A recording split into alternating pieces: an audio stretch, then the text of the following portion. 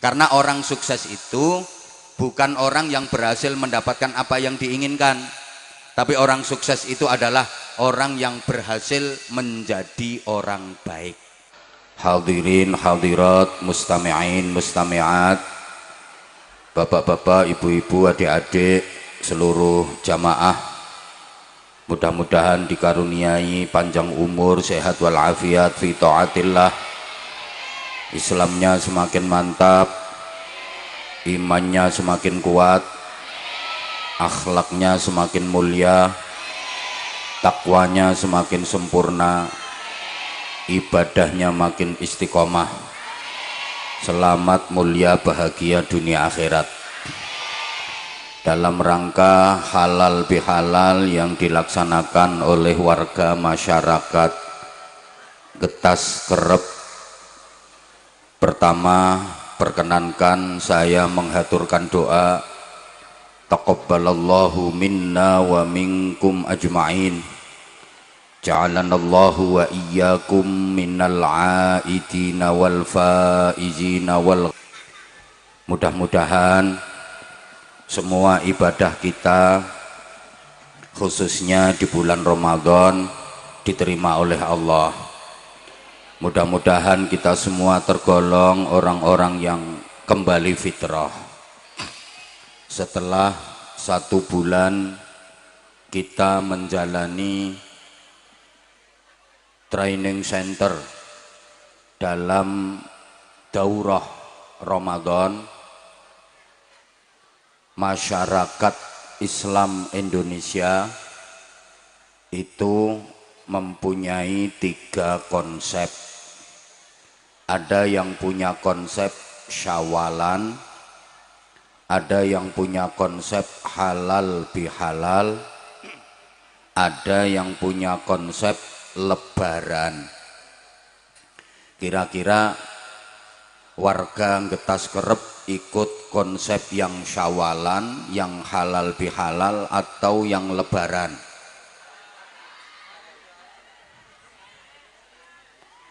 Masyarakat Islam itu ada 3 kelompok. Ada kelompok yang benar-benar berusaha islami, ada kelompok yang sudah terkontaminasi dengan modernisasi, ada kelompok yang masih memegang teguh tradisi. Menawi coro Jawi, wonten umat Islam ingkang nderek ajarane Rasulillah, wonten umat Islam ingkang nderek ajarane penjajah, wonten umat Islam ingkang nderek ajarane simbah-simbah. Getas Kerep nderek sing pundi? Ada ajaran Rasulillah, ada ajaran penjajah, ada ajaran simbah-simbah. Maka tahun baru di masyarakat Islam Indonesia itu ada 3. Ada tahun baru 1 Muharram, ada tahun baru 1 Januari, ada tahun baru 1 Syuro. 1 Muharram itu tahun barunya umat Islam yang ikut ajarannya Rasulullah. 1 Januari yang ikut ajarannya penjajah. 1 Syuro yang ikut ajarannya simbah-simbah. Bapak Ibu, adik-adik, para jamaah yang saya hormati, sama-sama menjalani ibadah Ramadan.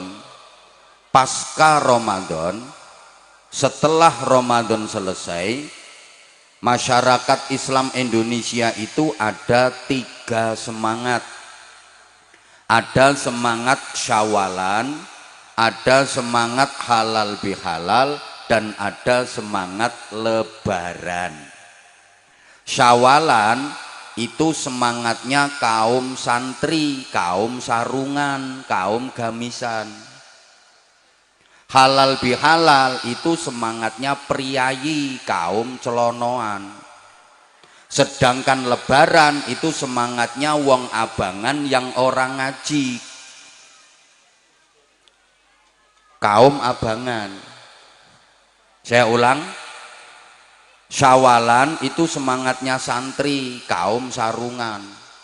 Halal bihalal itu semangatnya priayi, kaum celononan. Lebaran itu semangatnya wong sing orang ngaji, kaum abangan. Semangat lebaran itu begini, bulan Ramadan dianggap sebagai bulan penjara. Masuk Ramadan seperti masuk penjara. Amaliyah Ramadan adalah kerja paksa, sehingga hari-hari dijalani dengan terpaksa dan menderita. Makanya di akhir Ramadan yang dipikirkan apa? Kapan lebarannya? Kapan bodone? Kenapa begitu? Sebab mereka sebelum Ramadan berkawan dengan setan. Sebelum Ramadan berteman dengan setan. Begitu Ramadan, setan dipenjara. Dia sedih, pisah dengan kawannya. Makanya di akhir Ramadan tidak berpikir mendapatkan Lailatul Qadar, tidak berpikir meningkatkan ibadah, tidak berpikir mendapatkan Syawal, tapi yang dipikir kapan setan temennya yang dipenjara itu dibebaskan, supaya bisa bergandengan kembali dengan setan. Makanya hari raya adalah hari-hari diare, balas dendam. Begitu Ramadan tamat, maksiatnya kumat. Wonten apa mboten? Wonten. Wonge saiki kipas-kipas.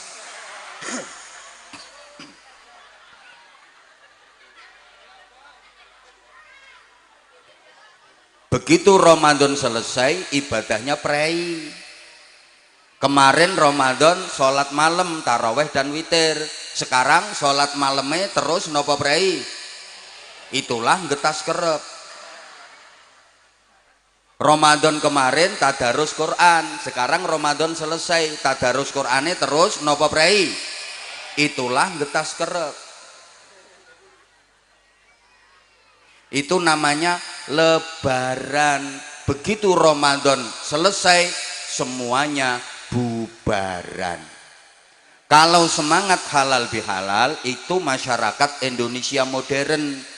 Karena sudah banyak yang jadi urban, merantau ke kota-kota besar, ke luar pulau, bahkan sampai ke luar negeri.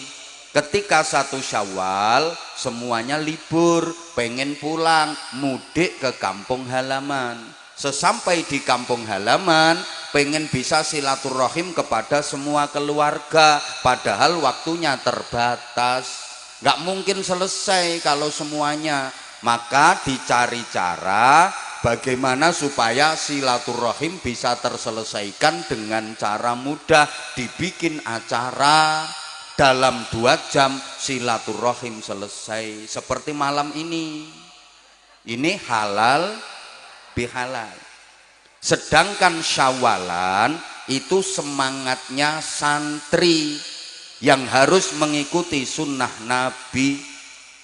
Bagi santri, Idul Fitri itu cuma 1 hari, yaitu tanggal 1 Syawal tok til. 1 Syawal tok til, jangan dirubah tok tol loh ya. Kok cuma 1 hari? Ya, sebab Idul Fitri itu adalah hari raya kecil. Hari raya yang besar itu Idul Adha. Idul Fitri disebut hari raya kecil, Idul Adha disebut hari raya besar. Mari kita buktikan. Dari segi waktu, Idul Fitri cuma 1 hari, tanggal 1 Syawal tok til. Idul Adha 4 hari, yaitu tanggal 10 Dzulhijjah ditambah 3 hari tasyrik, 11, 12 dan 13 Dzulhijjah. 1 dengan 4 lebih besar mana? Moh kurang semangat. 1 dengan 4 lebih besar 4. Makanya Idul Adha itu hari raya yang lebih besar. Dari segi pengorbanan, Idul Fitri cuma nyembelih ayam, Idul Adha nyembelih sapi. Ayam dengan sapi besar mana? sapi. Makanya Idul Adha itu hari raya besar, Idul Fitri hari raya kecil. Idul Fitri cuma mengeluarkan zakat fitrah beras 2,8 kilogram, gampangannya 3 kilogram beras, cuman itu yang dikeluarkan ketika Idul Fitri. Idul Adha bagi yang mampu wajib menjalankan ibadah haji puluhan bahkan ratusan juta. Yang kurang mampu melaksanakan syariat kurban, nyembelih sapi minimal kambing, karena kurban itu ndak boleh nyembelih tekek. Yang ketawa itu ndak pernah kurban, sukanya menghabiskan daging kurban. Santri harus bersikap adil, yang kecil ya dikecilkan, yang besar ya harus dibesarkan. Yang harusnya kecil ya dianggap kecil, yang harusnya besar ya dianggap besar, jangan dibalik-balik. Yang kecil dibesar-besarkan, yang besar dikecil-kecilkan. Umumnya masyarakat Getas Kerep itu kebalik pemahaman dan prakteknya. Mestinya Idul Fitri hari raya kecil ya biasa kecil-kecil saja. Yang harus dibesarkan Idul Adha, tapi masyarakat Getas Kerep kan kebalik. Idul Fitri yang harusnya hari raya kecil, anggarannya dibesar-besarkan. Beli baju aja nggak cukup 3 ibu-ibu, belum dalemannya, belum jilbabnya, belum BH-nya, belum lagi biaya untuk departemen perbadokan, belum anggaran untuk jalan-jalan, untuk pesta. Sehingga karena Idul Fitri itu anggarannya geden-gedenan dibesar-besarkan, waktu Idul Adha kehabisan anggaran sampai nggak bisa kurban. Ini kebalik. Amal itu bahasa Jawanya laku. Lakune wong Idul Fitri niku wonten papat, maka disimbolkan pakai kupat, artinya laku papat. Jadi kupat itu bukan hanya bermakna ngaku lepat, kata orang Jawa kupat ngaku lepat, lontong olo-olone kotong, lepet sing olo disilep rapet. Loh, angel golek kiai nerangke ngene iki angel. Mula ya larang.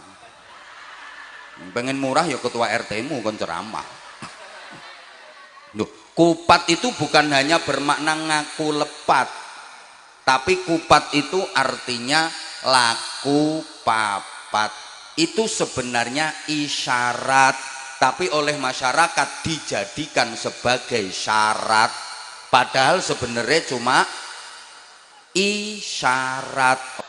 Para sesepuh kita dulu itu kalau ngajar anak cucunya, kalau didik anak cucunya sering pakai isyarat supaya mudah diterima. Kenapa? Karena waktu itu belum siap dikasih ayat Quran langsung, dikasih hadis langsung, belum siap, bisa-bisa nolak nanti. Kalau tahu bahwa Quran dan hadis akan ditolak, jangan dipaksakan untuk disampaikan, dosa nanti. Wis ngerti nek ora nrimo kok dipaksa, malah dosa. Ini pengumuman, mumpung inget bapak-bapak misalnya istrinya cerewet, istrinya berani, itu belum bisa dinasihati pakai Quran hadis, Pak. Jangan langsung qala ta'ala, qala nabi. Akhirnya istri malah berani, istrinya nolak ayat Quran. Yang nanggung dosa siapa? Bapak sebagai suami udah tahu kalau istrinya begitu dikasih ayat Quran, sehingga ayat Qurannya diprek. Saya ini kan tukang ceramah. Coba menurut Bapak Ibu, saya kalau di rumah di hadapan istri, saya yang nyeramai istri atau yang diceramai? Betul.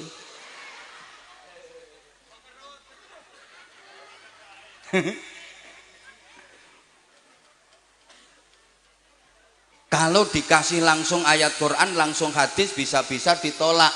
Maka pakai isyarat.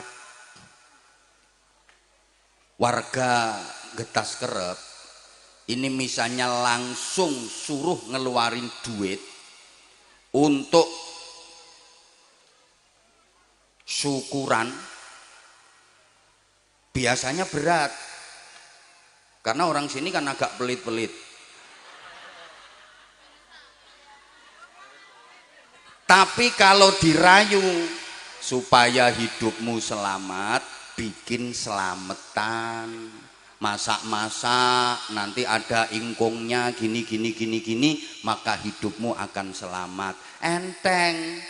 Padahal makanan itu nilai duitnya juga besar. Tapi kalau berupa makanan, ora eman. Nek berupa duit, eman. Nggih napa nggih? Ketara potonganmu.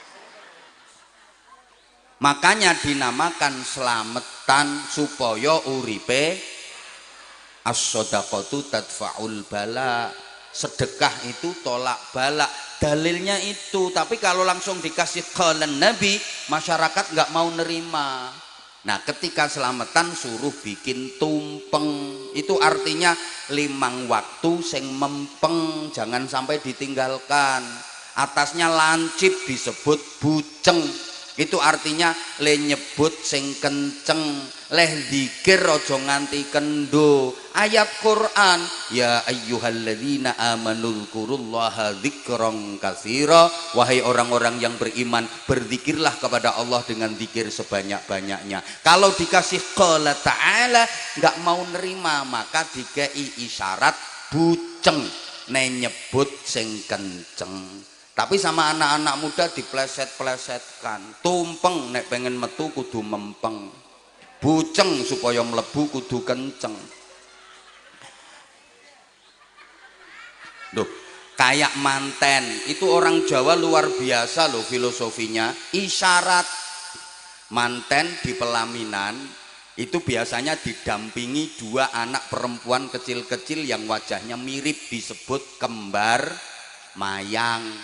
Itu isyarat. Kembar itu sama, mayang itu beda. Kembar tegese podo, mayang tegese bedo. Artinya apa? Manten laki-laki dan perempuan itu tujuannya sama, tapi karakternya berbeda. Wong lanang karo wadon tujuane podo, ning wonge beda, sifate beda. Sama kayak lampu, supaya bisa nyala kabelnya harus beda, plus sama min, supaya tujuannya nyala. Kabelnya positif karo negatif.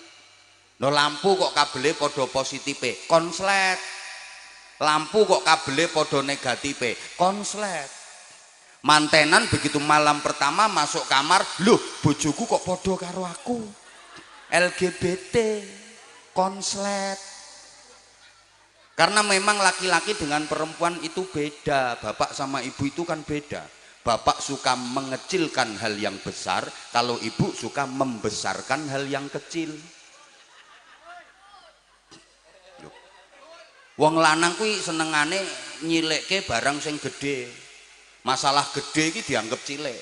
Lah nek wong wadon kan senengane gedhekke barang sing cilik. Barang cilik kecekel wong wadon langsung dadi gede. Iki sing diguyu yang mana ini ya?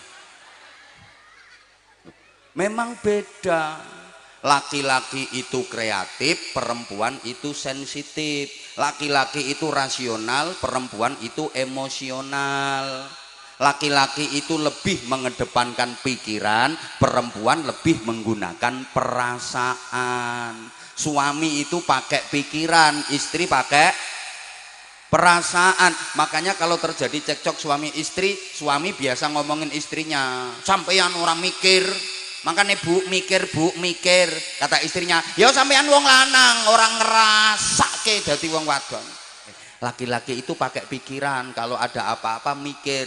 Beda dengan perempuan, kalau ada apa-apa pakai perasaan. Ada ular besar masuk rumah, keloket. Wong lanang mikir, gimana caranya ngusir ulo, gimana caranya mateni ulo, golek kayu gepuk pentungi ulone. Lek wong wadon mboten, wong wadon ini pakai perasaan. Omah kok klebon ulo keloket langsung ulo. Dipikir nek gejuk-gejuk kayak gini ulone ngeleles mati.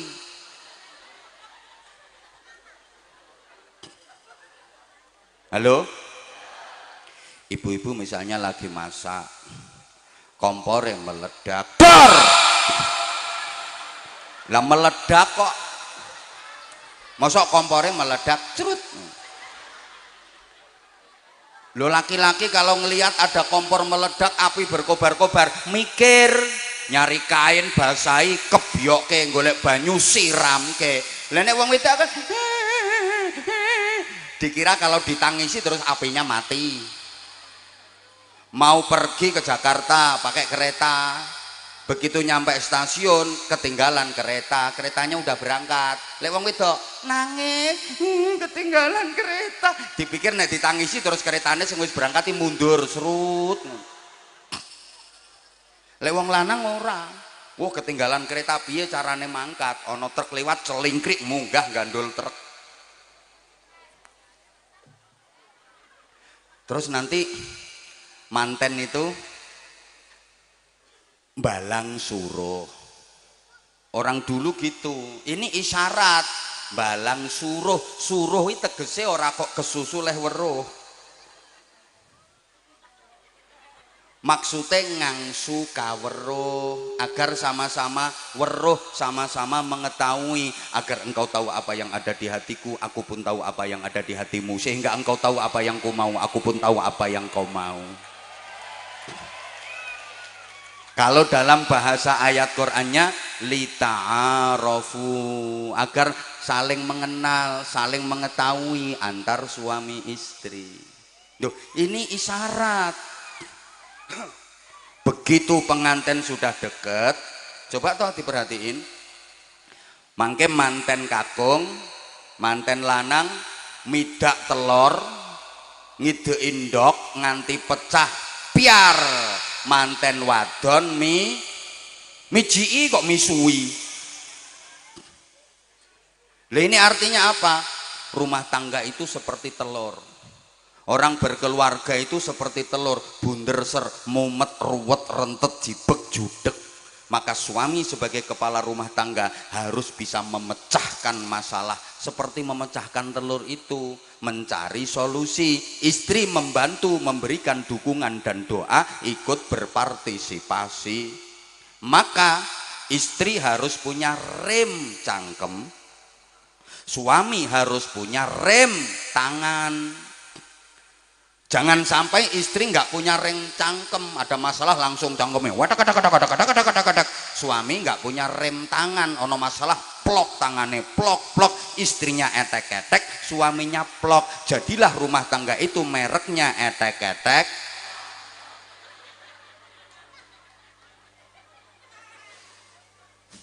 Nah sekarang kita kembali ke kupat yang di bawah. Mohon maaf ya, nggak usah pengen dengan yang dihidangkan di panggung. Yang di panggung dikasih minum, dikasih jajan kotaan, padahal nggak nyumbang. Nah, apa kupat? Laku papat bagi santri yang beridul fitri, ibu bapak, adik-adik. Laku papatnya adalah satu, takbiran di malam lebaran. Walitukmilul iddata walitukabbirullaha ala ma hadakum. Semua ada dalilnya, orang sembarangan. Sesepuh kita dulu itu kalau bikin ajaran isyarat ndak sembarangan. Cuma dalilnya nggak disampaikan, wong dihadapinya oon-oon. Kasih pengertian, yang penting faham, diamalkan gitu loh. Apa artinya? Qul ta'ala qul nabi, tapi nggak bisa mengamalkan. Betul? Ngono. Ki alasane wong sing ora apal dalil. Ora usah guyu.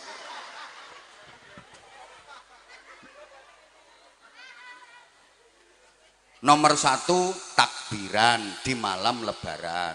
Yang kedua, bayar zakat fitrah sebelum sholat id. Yang ketiga, menjalankan sholat id. Yang keempat, silaturrahim. 4 laku ini bagi santri bisa diselesaikan dalam 1 hari. Tanggal 1 Syawal tok, cukup 1 hari selesai. Tanggal 2-nya santri sudah melaksanakan sunnah Nabi. Apa itu? Siapa yang berpuasa Ramadan dilanjutkan setelah hari raya puasa 6 hari bulan Syawal, maka pahalanya sama dengan puasa setahun penuh. Jadi tanggal 2, 3, 4, 5, 6, 7 santri itu puasa. Hari rayanya cuma sehari 1 Syawal. Meskipun puasa 6 hari bulan Syawal nggak harus dilaksanakan di awal, boleh kapan saja, yang penting masih di bulan Syawal. Tapi yang paling afdol, paling bagus langsung tanggal 2, 3, 4, 5, 6, 7. Yakin di sini belum ada yang melakukan itu, termasuk yang di panggung, termasuk yang ceramah. Iki ya ora. Halo?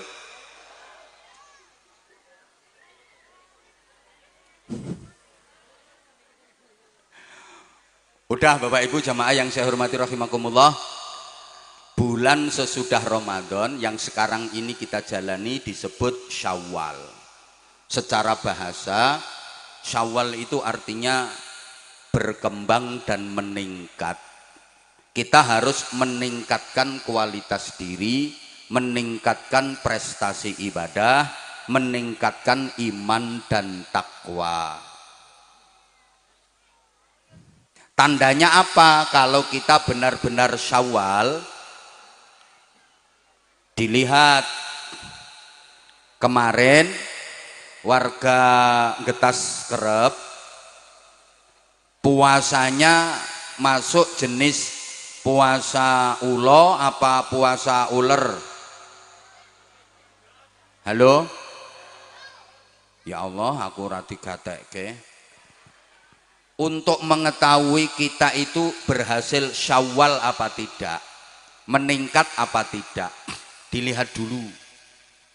Puasanya kemarin itu puasa jenis uler nopo puasa jenis ulo?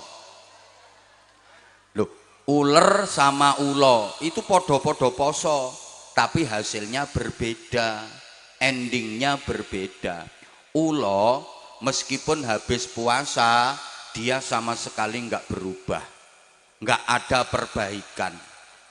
Namanya tetap ulo, wajahnya tetap ulo, bentuknya tetap ulo, modelnya tetap ulo, perilakunya tetap ulo. Soalnya ulo kuwi leh poso hanya sekedar melungsungi arep ganti kulit, awake tambah dawa tambah gede. Ada ibu-ibu Getas Kerep sini posone model ulo. Poso itu cuma arep melungsungi ganti baju baru, awake tambah gede. Bukan peningkatan kualitas diri tapi peningkatan berat badan. Sebelum Ramadan berat badannya 55 kilo, selesai Ramadan berat badannya 75 kilo. Wonten apa mboten? Wonten. Iki wonge kipas-kipas, kudunge ireng.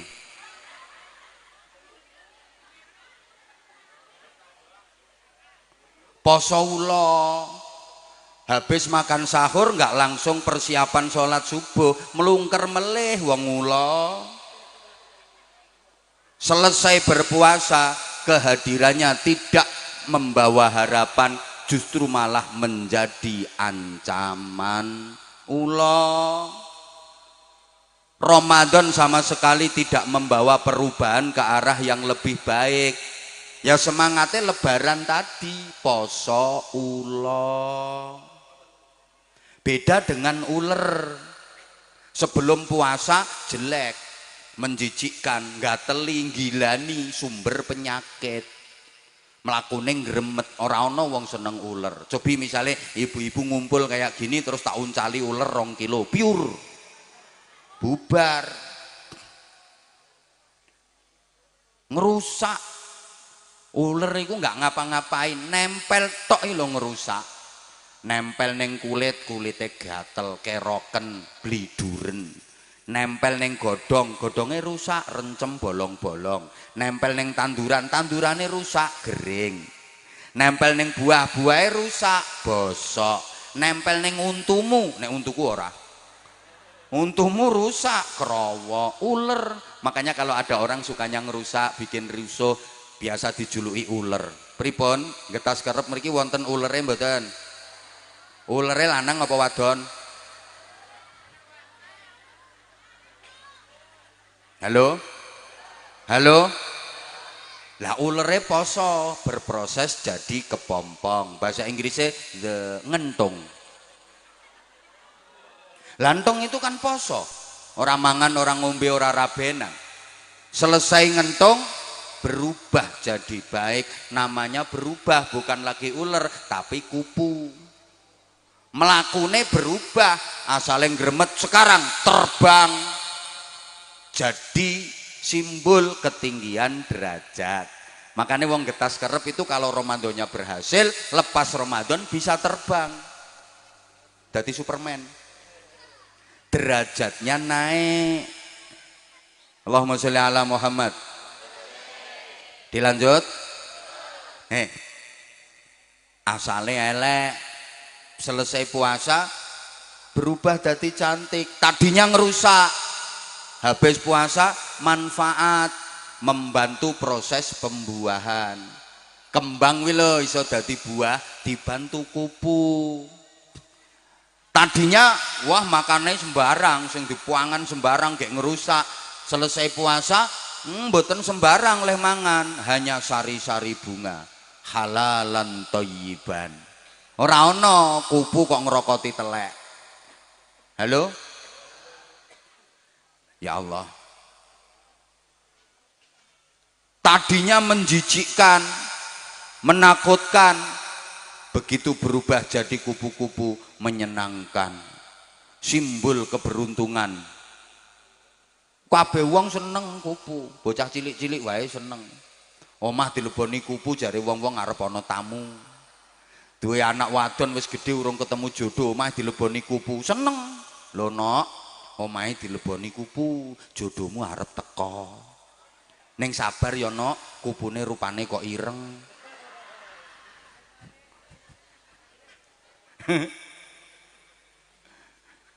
Halo?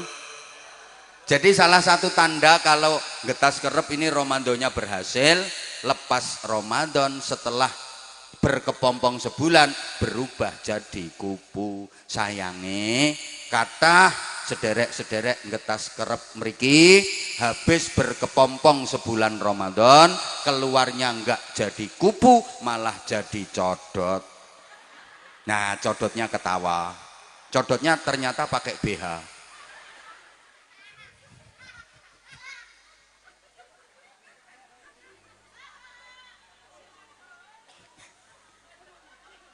Allahumma sholli ala Muhammad. Masih ada waktu 10 menit. Iya. Bapak Ibu para jamaah, peningkatan di bidang apa yang kita hasilkan dari madrasah Ramadan? Setidaknya peningkatan di bidang takwa. Karena tujuan utama ibadah puasa Ramadan itu la'allakum tattaqun, agar kalian menjadi orang-orang yang bertakwa. Karenanya para jamaah yang saya hormati rahimakumullah, dalam kesempatan yang terbatas ini masih ada waktu 10 menit. Aku tahu kamu gak mau aku tinggalin. Yuk ikut aku yuk. Saya akan menjelaskan secara singkat takwa sosial, takwa aplikatif, agar kita bisa tampil sebagai kupu setelah berkepompong sebulan penuh. Takwa sosial ini kalau bisa kita lakukan, insya Allah kita selalu mendapatkan rahmatnya Allah. Kita akan dimasukkan surga oleh Allah. Karena syarat masuk surga itu harus takwa. Bapak Ibu kalau baca Quran membicarakan surga, itu nanti endingnya uiddat lil muttaqin. Surga itu disediakan bagi orang-orang yang bertakwa. Nah, ayatnya nanti bisa dipelajari lebih lengkap dalam surah Az-Zariyat ayat 15 sampai 21. Para jamaah, simbol dari tempat yang indah. Tempat yang indah itu mesti ada simbol mata airnya. Seindah-indahnya tempat kalau nggak ada airnya nggak jadi indah, betul? Maka surga biasa digambarkan tajri min tahtihal anhar, di bawahnya mengalir sungai-sungai, gitu loh. Bagaimana keadaan orang-orang bertakwa di surga nanti? Akhidina ma atahum rabbuhum, mereka bebas mengambil, menikmati semua yang disediakan Allah untuk mereka di dalam surga. Jadi ahli surga itu bebas mengambil dan menikmati semua fasilitas di surga. Ini beda dengan Nabi Adam dulu. Nabi Adam dan Ibu Hawa dulunya kan ditempatkan di surga, betul? Kok orang semangat ya? Betul. Sebelum dikeluarkan dari surga, Nabi Adam dan Ibu Hawa ditempatkan di surga, dipersilahkan menikmati semua yang ada di surga, tapi masih ada larangan, ada pantangan. Apa itu? Wala taqraba hadhis syajarah, tidak boleh mendekati pohon itu, syajaratul khuldi. Akhirnya Nabi Adam melanggar, mendekati, memetik, bahkan memakan buah dari syajaratul khuldi, kemudian dikeluarkan dari surga. Begitu dikeluarkan dari surga, Nabi Adam menyalahkan siapa? Menyalahkan setan, iblis? Enggak. Menyalahkan Ibu Hawa? Enggak. Menyalahkan Allah? Enggak. Tapi menyalahkan dirinya sendiri. Rabbana zalamna anfusana wa illam taghfir lana wa tarhamna lanakunanna minal khasirin. Menyalahkan dirinya sendiri. Sami mboten kalih warga Getas Kerep. Mboten. Nek warga Getas Kerep iki senengane nyalah-nyalah kelian. Seneng menyalahkan pihak lain. Halo? Orang Getas Kerep itu sukanya menyalah-nyalahkan orang lain. Coba sampean punya anak nakal, nyalahke awake dhewe napa nyalahke anak? Halo? Ya Allah, ibu-ibu punya suami ndablek, pelit, nyalahkan awake dhewe apa nyalahkan suami? Guru punya murid nakal, nyalahkan awake dhewe napa nyalahne murid? Kita umumnya suka menyalahkan orang lain. Jadi penceramah terus ora digatekke, ora diperhatikan sama jamaah, menyalahkan awake dhewe napa nyalahke jamaah? Nyalahne jamaah padahal ceramahe ora menarik. Yuk belajar dari Nabi Adam, menyalahkan dirinya sendiri. Kemudian taubat, evaluasi diri, taubat, akhirnya nanti balik lagi ke surga. Beda dengan iblis. Iblis nggak mau menyalahkan dirinya sendiri. Iblis nyalah ke Nabi Adam, nyalah ke Ibu Hawa, nyalah ke Gusti Allah. Makanya iblis sampai kapanpun nggak akan bisa balik ke surga. Nah, dari dua contoh tadi, iblis dan Nabi Adam, kira-kira Getas Kerep keturunan siapa? Keturunan siapa? Nah, kalau merasa keturunan Nabi Adam, ya harus mau niru Nabi Adam, mencontoh Nabi Adam. Kalau nggak mau niru Nabi Adam, berarti koncone. Paham? Nabi Adam dulu di surga masih ada larangan. Nah, sampean besok di surga nek sido apa ora? Nah, yen sido itu di sana nggak ada larangan, nggak ada sirian, nggak ada pantangan, bebas sebebas-bebasnya. Kalau di dunia nggak ada orang bebas, itu nggak ada. Coba siapa di dunia ini yang bebas berbuat semaunya, bebas melakukan sesukanya? Nggak ada. Setinggi-tingginya pangkat, apa dia bebas berbuat sesukanya? Kok ora dijawab yo? Sak dhuwur-dhuwure jabatan di dunia ini, apa orangnya bebas berbuat sesukanya? Ora, malah wong sing duwe pangkat jabatan iki ora iso bebas. Dipentelengi terus sampai KPK. Leres napa leres? Orang punya jabatan itu sekarang malah nggak bisa bebas hidupnya, nggak bisa tenang tidurnya. Hartanya diaudit, kekayaannya harus dilaporkan, sumbernya dari mana, peruntukannya apa. Ora iso bebas. Lebih bebas sampean nih. Sopo sing arep neliti sampean? KPK moro sampean, arep mriksa apa? Sotel? Halo? Orang kaya raya di dunia ini, apa mentang-mentang kaya terus dia bebas berbuat sesukanya? Ya ndak lah. Siapa yang bebas di dunia ini? Jadi penceramah, pegang mic, mengendalikan acara, menguasai panggung, apa dia bebas berkata semaunya? Ndak iso bebas, salah ucap viral. Betul? Di dunia ini tidak ada orang yang bebas itu. Mentang-mentang kaya terus bebas. Misalnya orang kaya diundang pesta prasmanan, apa dia bebas ngambil makanan sesukanya? Tidak. Apalagi kalau sudah tua. Banyak sirian, banyak pantangan. Ditawari nasi, mbah, sidik wae. Sop, mbah, duduhe wae. Ini khas Tegal sate, mbah, sunduke wae.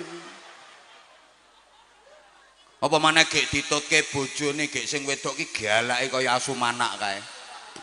Arep njukuk ngene tampil, arep njukuk ngene ra entuk, arep nyiduk kikil aja kuwi, eling penyakite. Kari delongap urip matane tok. Apalagi kalau sudah kena penyakit komplikasi, dengan semua jenis makanan yang digemari nggak berani mengkonsumsi. Kasih sate dihindari, yang dicari malah ikan teri.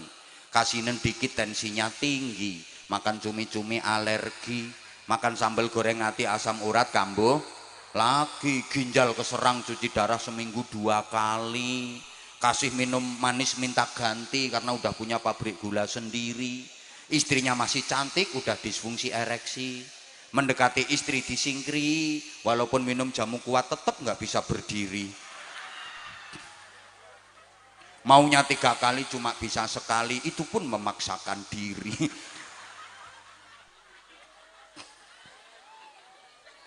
Di dunia kok orang kaya sama orang miskin jatahnya sama, betul? Orang kaya tanahnya luas, orang miskin tanahnya sempit. Makan juga sama-sama pakai sendok, betul? Apakah yang kaya tanahnya luas itu kalau makan pakai sekrop? Minum juga sama-sama pakai gelas. Apa sing melarat yang ngombe nganggo gelas, sing sugih kae langsung nganggo drum? Sama. Apakah gelar akademik bisa menambah jatah umur di dunia ini? Yang gelar akademiknya S1 dapat jatah tambahan umur 10 tahun. Jane matine swidak dadi 70. Kalau S2 dapat tambahan jatah umur 20 tahun. Kalau S3 dapat jatah umur 30 tahun. Tambahannya ndak. Kadang yang S3 belum 40 tahun udah mati. Yang nggak tamat SD sampai 90 tahun. Betul? Non donya wong wadon ayu karo elek rabine dhisik pundi? Rupane ayu karo rupane elek rabine dhisik pundi? Kadang-kadang dhisik sing elek, sing ayu ra payu-payu, dijajal ditinggal, dijajal ditinggal, dijajal ditinggal.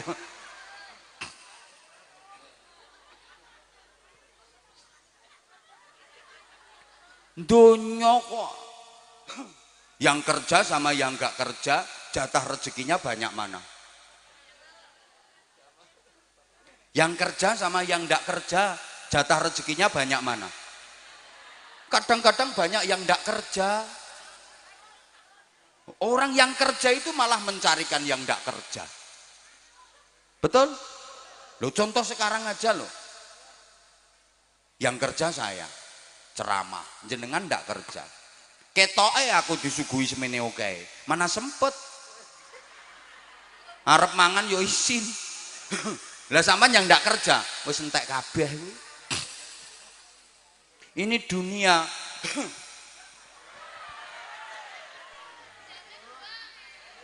Siapa ngomong jame buang? Saya tadi sempat berpikir, wah saya ceramah itu udah lama. Tadi ada yang nanya, mulai tahun berapa bah? Ya saya ingat saya mulai tahun 2007, 2006, 2007 itulah. Udah hampir 20 tahun. Tak pikir ya masyarakat udah pada bosan sama saya. Begitu saya datang, ya Allah ternyata jamaahnya masih berjubel. Sempet, ya kan sekarang banyak penceramah baru. Sempet khawatir sih, kamu tuh berpaling ke lain hati. Ternyata enggak, kamu masih tetap setia sama aku. Makasih semuanya. Aku kalau tahu kayak gini tuh makin sayang aku sama kamu. I love you semuanya, I love you. I love you semuanya. I love you. Sing tuwek ra usah ngene-ngene. Gila nih.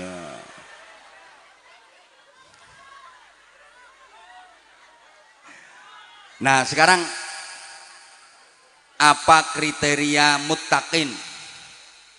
Kriterianya orang bertakwa, indikasi takwa sosial yang dijanjikan surga bagi mereka. Setidaknya ada 5. Ada berapa Bapak Ibu?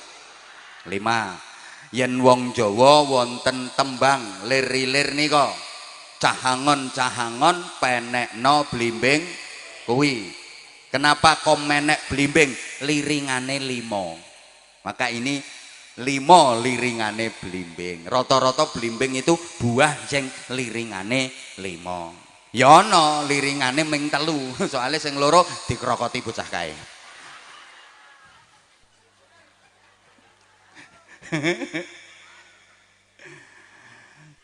Lima indikasi orang bertakwa sebagai takwa sosial.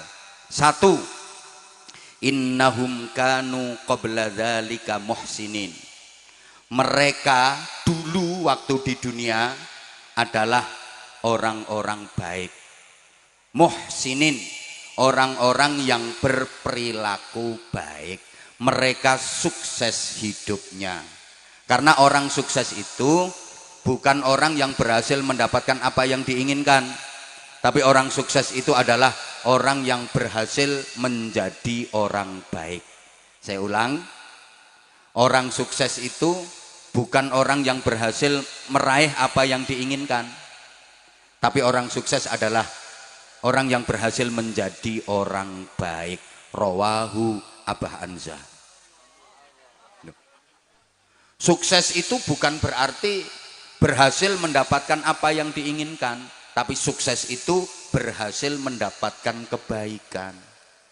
Karena apa yang diinginkan, yang berhasil didapatkan belum tentu jadi kebaikan. Betul? Moga-moga faham. Lah muhsinin itu karakternya ada 3.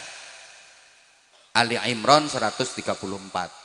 Kita harus menjadi orang-orang yang dicintai Allah. Kita harus pandai merayu Allah agar Allah mencintai kita. Nah, karakternya muhsinin itu ada 3. Pertama, alladzina yunfiquna fis-sarra'i wad-dharra. Orang-orang yang suka berinfak, suka menolong, suka membantu, suka bersedekah baik di waktu sempat maupun di waktu sempit, di waktu longgar maupun di waktu rupek. Fisarra, di waktu sehat, di waktu kaya, banyak duit, waktu senang, bahagia, berinfak. Fiddarra, di waktu sempit, di waktu kepepet, di waktu sakit, di waktu miskin, sedikit duit, tetap berinfak. Muhsinin, orang bertakwa yang disediakan surga. Soalnya ono wong gelem sedekah ngenteni sakit. Nek sehat ora tahu selamatan, ora tahu sedekah. Bareng gering langsung selamatan, dibagek-bagekke tangga. Nganti tangga-tanggane padha niteni, kok wis suwe ya wonge ora gering. Bapak Ibu para jamaah, sedekah fissarra di waktu longgar gampang. Banyak orang yang bisa, memang mudah. Di waktu kaya, banyak duit, waktu bahagia, waktu seneng, waktu longgar, waktu sempat, sedekah. Orang gumun. Banyak orang bisa. Panen pelem, mangga-mangga kaya sarungku. Nanti tenang. Panen pelem dadi buahe gembel banget, didol ora payu, akhirnya dindum-dumke tangga. Orang gumun. Banyak orang bisa. Jualan gorengan sak pirang-pirang didol ora payu, dindum-dumke tangga-tanggane. Orang gumun. Tapi fissarra, dalam keadaan kepepet, dalam keadaan duit sithik, dalam keadaan emergensi darurat, tetap mau bersedekah. Itu yang sulit dan itu yang luar biasa. Contoh, sampean umpama ndek duit 500.000 rupiah, duit sampean nyomeng kuwi-kuwi tok, wong pancen potonganmu ya ora tau nyekel duit akeh. Loh, nek duitmu akeh orang ngira lungguhmu ndoprok nang ngisor kono kuwi. Wong sing duwite akeh-akeh ora ngira gelem teko pengajian, ndongsong-ndongsong ngisor wit gedang. Kayak sing duwe perusahaan, sing duwe pabrik, duitnya miliaran, ora bakal rawuh no pengajian kene, nggih napa nggih? Sing tekono kene iki melarat kabeh. Lho, mulane swarga iki sing akeh isine wong melarat-melarat ngene iki. Iki jenenge melarat bangga iki ya iki. Lho mula jenengan lek tak ilokke duwite ora pati akeh aja nesu, wong faktane yo ngono tenan. Wong sing duwite akeh-akeh ora ngira gelem pengajian terus ndoprok sesek-sesekan mambu kelek kecut mambu untut ngono kuwi. Nggih napa nggih? Lah iya iki melarat kabeh. Yo, nek omongan saya salah monggo silakan dibantah sekarang tak enteni. Ayo berdiri sing duit akeh. Aku duitku akeh, 3 triliun. Langsung aku dadi anak buah sampean. Aku tak kerja nang gone sampean. Ayo ndi? Mulane gak keliru aku gawe contoh, umpama sama itu ndedit meng 500.000. Ya kuwi tok duitmu wis akeh menurut sampean. Ndak ada yang lain. Sampean lagi punya kebutuhan yang sangat penting dan mendesak. Duit-duit yang meng kuwi 500.000 kuwi. Kuwi wae kurang-kurang kanggo kebutuhane sampean. Terus ana tangga mara sampean utang. Wantun ngeculke mboten? Mikir.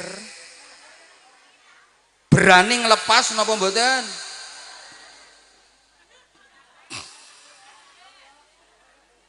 Kalau orang bertakwa wani ngeculke, walaupun dirinya sendiri lagi punya kepentingan yang mendesak, ada duit cuman itu aja, tetangga membutuhkan, teman membutuhkan, wani ngeculke. Kenapa berani? Karena yakin dengan jaminan Allah pasti akan diganti oleh Allah dengan ganti yang lebih baik dan lebih banyak. Amin. Nopo orang meyakinkan. Loh. Makanya sampean kalau diberi sesuatu sama orang itu pertama disuruh terima kasih, matur. Yang kedua, suruh mendoakan. Doanya gimana? Jazakumullahu khairan katsira. Mudah-mudahan Allah membalasmu dengan balasan yang lebih baik dan lebih banyak. Karena memang orang yang bersedekah pasti akan dibalas oleh Allah dengan balasan yang lebih baik dan lebih banyak. Percaya napa mboten? Percaya napa mboten? Sing ora melu jawab berarti ra percaya, syahadat melih. Percaya napa mboten? Aku juga percaya kalau kamu percaya. Emang kamu percaya, makanya aku percaya. Cuma gini, banyak orang yang percaya sama Allah tapi nggak berani menaruh kepercayaan penuh kepada Allah. Ini kene ora dijelaske ya ora paham. Wong kene ki ayu-ayu tapi banyak orang yang percaya sama Allah tapi nggak berani menaruh kepercayaan penuh kepada Allah. Kepada Allah itu nggak berani menaruh kepercayaan penuh, masih khawatir, ya ini tak percayakan sama Allah, duitku tak lepas, tapi nanti balik apa enggak ya? Sama Allah tuh lo nggak berani menaruh kepercayaan penuh, padahal sama koperasi simpan pinjam lo berani menaruh kepercayaan, surat tanah yang ditaruh di situ, BPKB ditaruh di situ, di bank berani menaruh kepercayaan, sama Allah kok nggak berani. Oke, Bapak Mas, sampean misalnya mancing di Belumbang, sampean berani buang cacing karena sampean ada harapan mau dapat. Lo sama Belumbang aja percaya, masa sama Allah nggak percaya? Halo? Sampean kalau berani buang 100.000, kasih ke musola, kasih ke masjid, kasih ke pesantren, kasih ke anak-anak yatim, harapan sampean dapat 100 miliar. Buang cacing dapat gurame. Lo sama Belumbang aja percaya, masa sama Allah nggak percaya? Iki sing pelit iki mikir iki. Udah gini aja, contoh paling gampang. Ada tamu di rumah sampean, panas, tamunya dipersilakan, silakan duduk, terus tamunya duduk. Habis itu sampean kasih suguh minum, silakan diminum. Minum. Nah gini, stop. Nah, terus diminum sama tamunya. Bismillahirrahmanirrahim. Bismillah.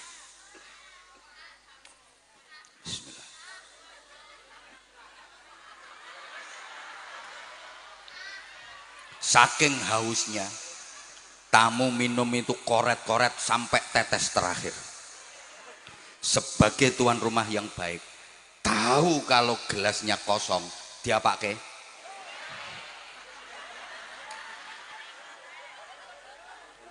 pon, dijoki meleh bahkan lebih banyak. Allah juga gitu. Kalau ngelihat hambanya berani sodakoh sampai koret-koret sampai tetes terakhir, pasti dijoki meleh sama Allah. Itu Anwar Zahid. Lah sodakoh nganti koret-koret, tak joki meneh sing luweh apik luweh akeh. Lah itu sambil kerep kok pelit banget. Ngetas kerep. Orangnya kok pelit-pelit. Halo? Halo? Berani mboten jenengan? Hoi. Berani sedekah mboten? Pasti diganti Allah dengan ganti yang lebih baik dan lebih banyak.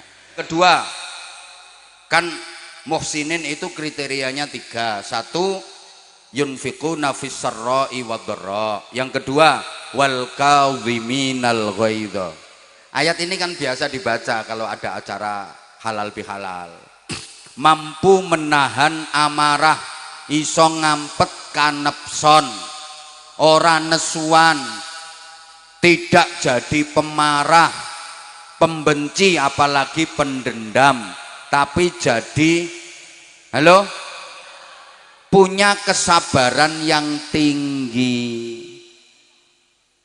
Itu tandanya muhsinin, mampu menahan amarah, mempunyai kesabaran yang tinggi. Kenapa kita harus sabar dalam hubungan sosial bermasyarakat? Bapak Ibu para jamaah, kita berbuat baik kepada orang itu belum tentu dibalas dengan kebaikan, betul? Kayake pengalaman.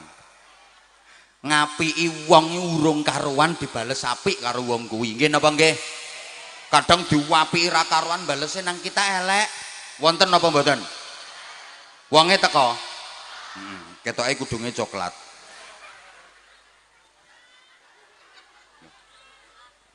Kita memberi kepada orang belum tentu dibalas dengan diberi, betul?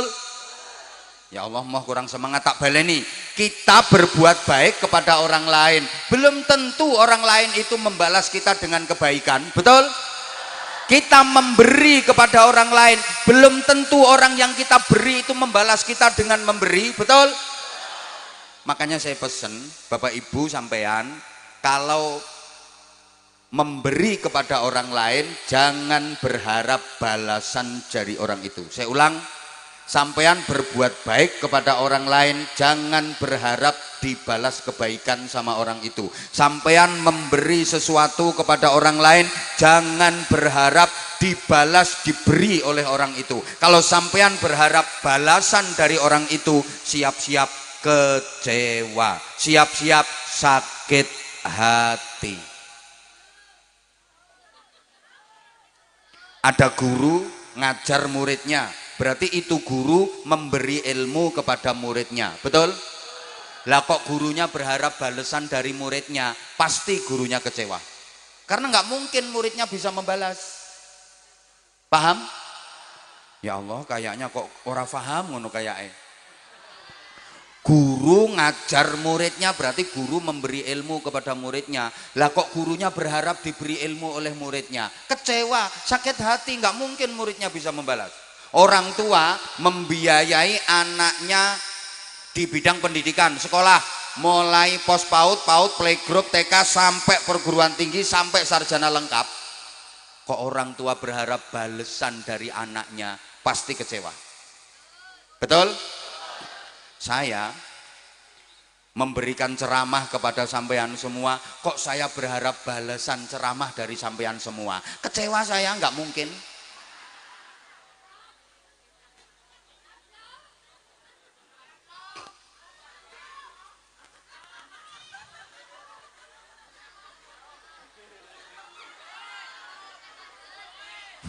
Ya Allah. Udah.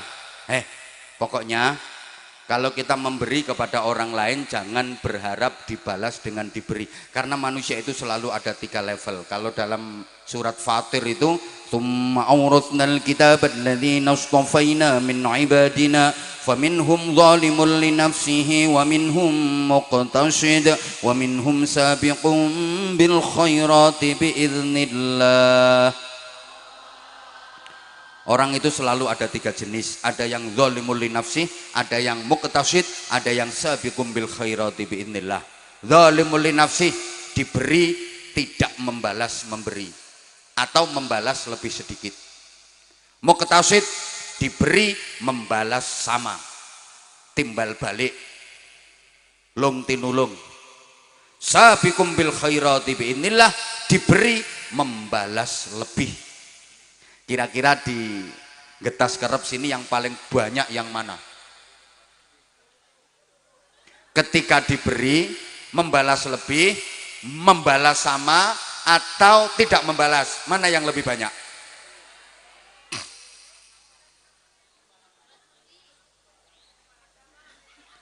Oke, langsung dijelaskan daripada nggak ada yang jawab, ngomong jawab bingung. Yang paling sedikit itu yang membalas lebih, itu paling sedikit. Maaf, zalimul li nafsih paling banyak.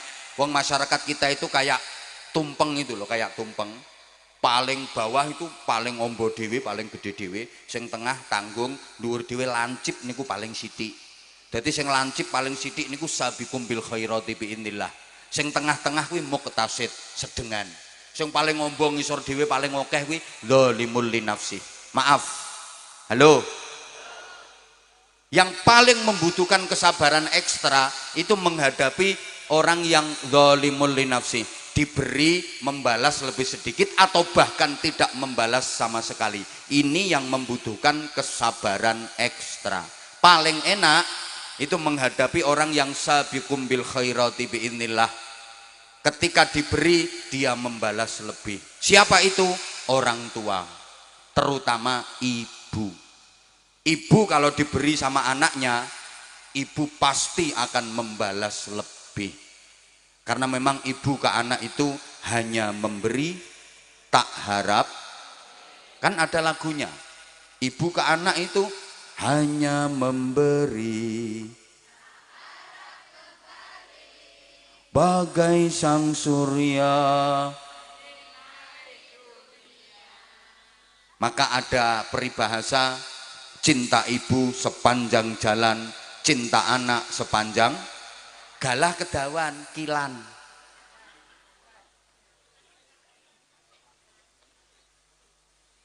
Loh, contoh paling gampang, anaknya merantau di Jakarta, waktu lebaran pulang sowan ke ibunya.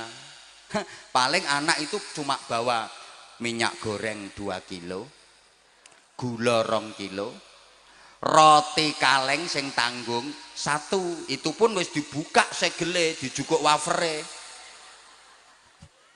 sama duit 200.000 dibungkus amplop, kasihkan ke ibunya.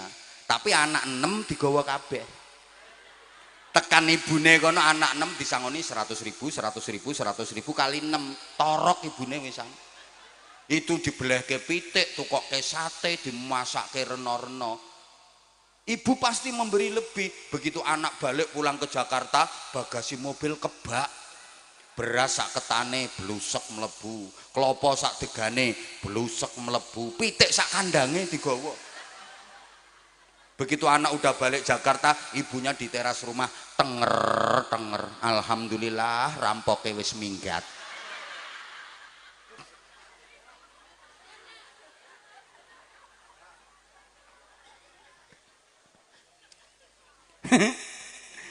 Ada yang muktasid, membalas sama ini dengan teman, dengan tetangga. Misalnya ibu, bapak sampean habis punya hajat menantu, ada tetangga sampean nyumbang 200.000. 5 tahun kemudian tetangga sampean yang nyumbang itu punya hajat mantu, kira-kira bapak ibu buka buku napa mboten? Buka catatan napa mboten? Dulu disumbang 200.000, sekarang balik ke pinten? Wis 5 tahun ya tambah. Kruse beda wesan. Mosok tetep 200.000. Oh, pelit. Nah, yang paling membutuhkan kesabaran itu menghadapi dzalimul linafsi. Orang yang ketika diberi membalasnya lebih sedikit atau bahkan tidak membalas sama sekali. Menghadapi orang yang nggak tahu diri, nggak tahu balas budi, bahkan menyakitkan hati. Bertepuk sebelah, air susu dibalas dengan air, ditulung malah dikeiatin rogoh. Kau yang mulai, kau yang berjanji, kau yang ya nasib, ya nasib.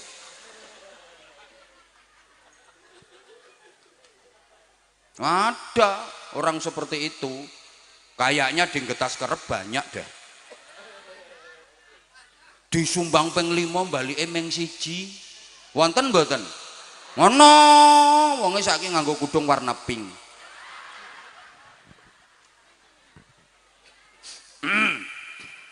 Karo kudung krim.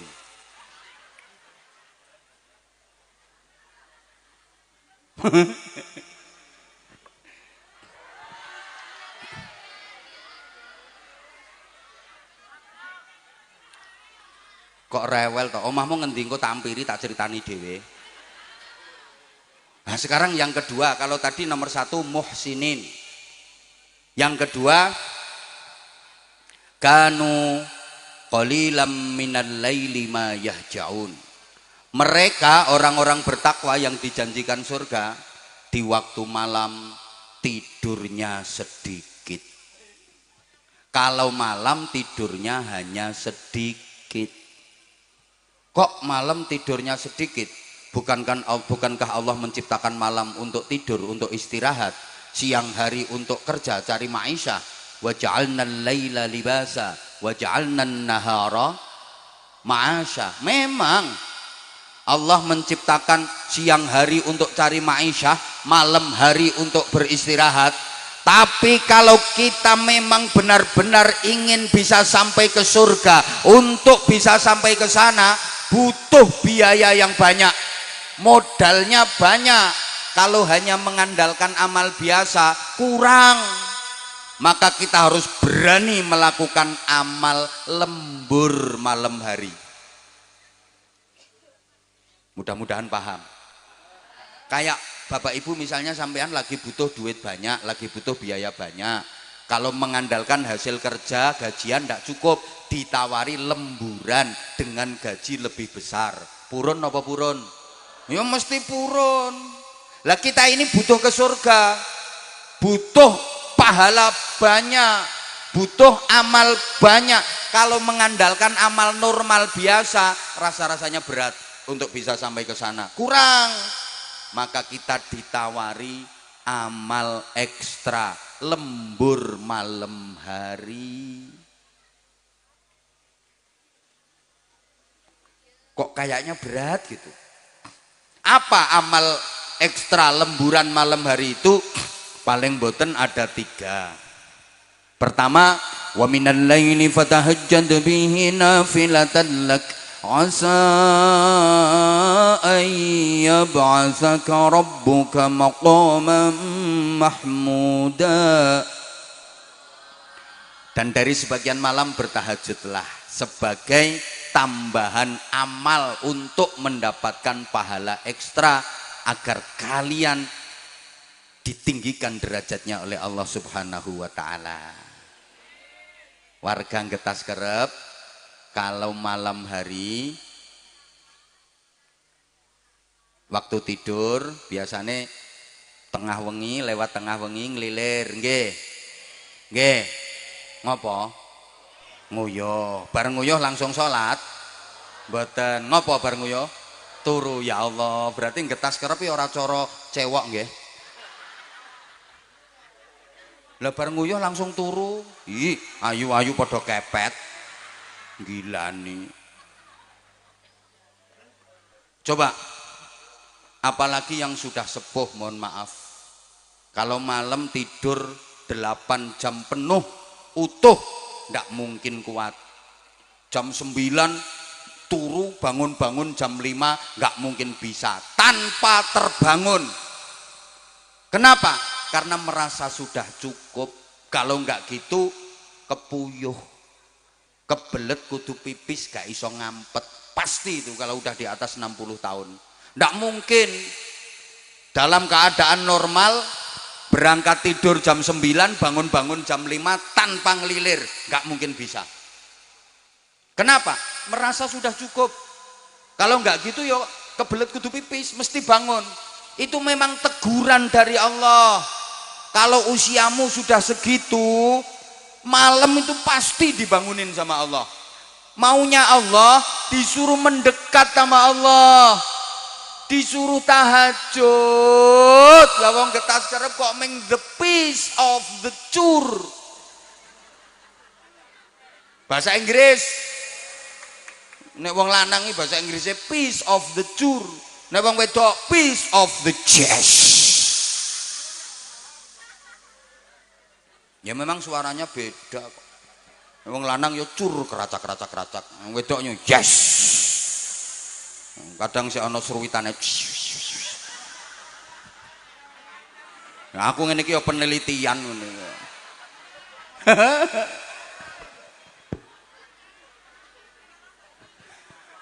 Yang kedua, wes apa wes yang diguyu kok.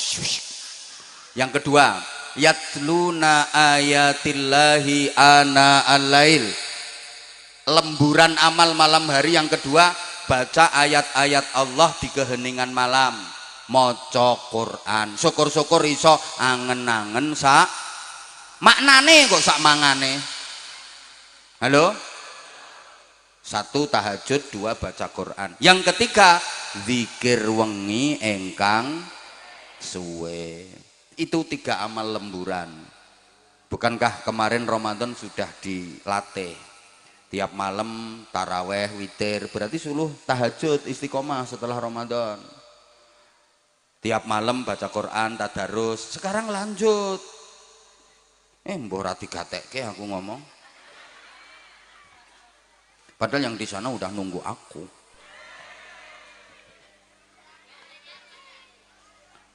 Yang ketiga, makanya yang ketiga, wabil ashari hum yastaghfirun, dan di waktu sahur mereka pada beristighfar. Orang bertakwa yang dijanjikan surga itu bangun tidurnya sebelum subuh, karena waktu sahur mereka banyak-banyak beristighfar. Wong takwa kuwi turune dhisik tangine gasik. Bareng turune dhisik tangine. Bangun tidur jangan nunggu ditegur sama muadzin. Bangun tidur jangan nunggu dikritik sama muadzin. As-sholatu khairum minan naum. Sholat itu lebih baik daripada. Nah, itu kan bangun tidur nunggu diobrak-obrak sama muadzin. Dibilangin kalau sholat lebih baik daripada tidur. Jangan tidur ae toh ngetas kerep. Sholat itu lebih baik daripada tidur. Soalnya rata-rata ngetas kerep itu punya anggapan tidur lebih baik daripada sholat. Buktinya kalau mendengar as-sholatu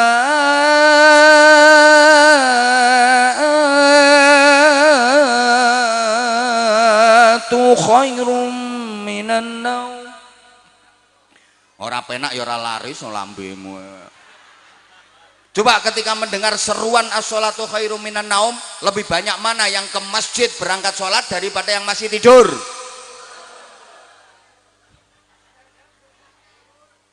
Makanya besok adanya di sini rubah saja, an-naumu khairum minas.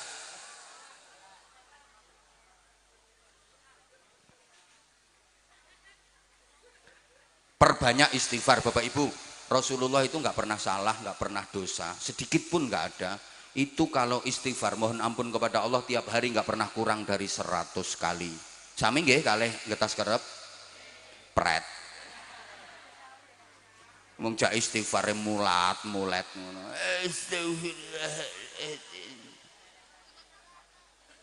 Nah, ini ada hadis sahih Rasulullah yang bersabda, kita dianjurkan untuk istiqomah baca Sayyidul Istighfar. Namanya aja Sayyidul Istighfar, ratunya istighfar. Allahumma anta rabbi la ilaha illa anta khalaqtani wa ana 'abduka wa ana 'ala 'ahdika wa wa'dika mastata'tu a'udzu bika min syarri ma sana'tu abu'u laka bi ni'matika 'alayya wa abu'u bi dhanbi faghfirli fa innahu la yaghfiru dzunuba illa anta. Siapa yang baca Sayyidul Istighfar di waktu pagi menjelang matahari terbit, kok ternyata siang harinya dia mati, maka dia masuk surga. Kalau Sayyidul Istighfar dibaca sore hari menjelang matahari terbenam, kok ternyata malam harinya dia mati, dijamin masuk surga. Bapak Ibu, sampean nanti rencananya matinya siang apa malam? Nah kalau nggak tahu ya berarti dibaca terus. Kok misalnya matinya siang, paginya udah habis baca. Oh kok matinya malam, sorenya udah baca, gitu loh. Muka-muka paham. Yang keempat, loh ini waktu kita dibatasi waktu sayang. Aku juga maunya sih berlama-lama sama kamu. Wa fi amwalihim haqqul lis-sa'ili wal mahrum.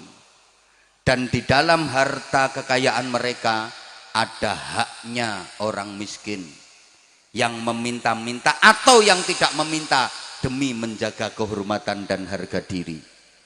Orang bertakwa yang dijanjikan surga itu sadar bahwa dalam rizki yang dititipkan Allah kepadanya ada haknya orang lain yang harus diberikan. Di sekitar kita pasti ada orang-orang yang sangat membutuhkan bantuan kita, pasti ada. Baik orang itu meminta karena saking butuhnya, atau dia nggak mau minta-minta karena memang menjaga kehormatan dan harga dirinya. Ingat Bapak Ibu, yang kita dapatkan dari kerja keras kita itu pendapatan kotor, bruto. Yang boleh kita konsumsi itu yang bersih.